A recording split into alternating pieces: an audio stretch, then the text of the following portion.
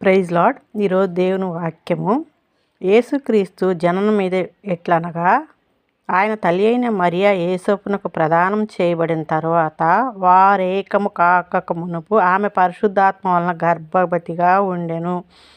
దేవునికి స్తోత్రము. ఈ వాక్యం ద్వారా మత్తయి సువార్త 1వ అధ్యాయం 18వ వచనంలో యేసు ప్రభువారు మరియను యేసప్పును ఒక పాత్రగా ఎంచుకొని మరియమ్మ గర్భంలోకి పరిశుద్ధాత్మ ద్వారా ఈ లోకానికి రావటానికి వారిద్దరిని ఏర్పరచుకున్నాడు. దీన్ని బట్టి దేవునికి స్తోత్రము. యేసయ్య ఈ లోకంలోకి వచ్చి మనతో సహవాసానికి ఇష్టపడ్డాడు. మనతో కలిసి ఆయన రక్తం కార్చి మనకి దేవునికి సమీపస్తులుగా చేయటానికి మన పాపములన్నీ ఆయన ఈపి మీద వేసుకొని మోసుకున్నాడు. అందుకే యేసు ప్రభువారిని మనం నమ్మాలి. యేసు ప్రభువారిని మరి ఎలా ఇంకా వచ్చారో తర్వాత రేపటి వాక్యంలో చెప్తాను. దేవునికి స్తోత్రం కలుగును గాక. ఆమేన్.